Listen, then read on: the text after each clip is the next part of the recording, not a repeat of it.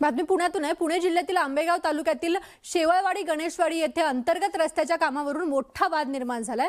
आमदार निधीतून सुरू असलेल्या रस्त्याच्या विकास कामाला काही नागरिकांनी विरोध दर्शवल्यानंतर परिस्थिती चिघळली असून संतप्त ग्रामस्थांनी गावाभोवती सर्व रस्ते बंद केलेले आहेत। वादग्रस्त रस्ता पूर्ण होत नाही तोपर्यंत गावातील कोणताही रस्ता वाहतुकीसाठी खुला करणार नसल्याचा इशारा ग्रामस्थांनी दिलाय। सुरुवातीला तहसीलदारांनी पोलीस बंदोबस्तात काम पूर्ण करण्याचं आश्वासन दिलं होतं, मात्र काही शेतकऱ्यांचा विरोध आणि वाढता तणाव पाहता प्रशासनाने सध्या माघार घेतल्याचं चित्र आहे। त्यामुळे गावकऱ्यांची मोठी गैरसोय होत असून आता प्रशासन या प्रश्नावर काय तोडगा काढणार याकडे लक्ष लागलंय।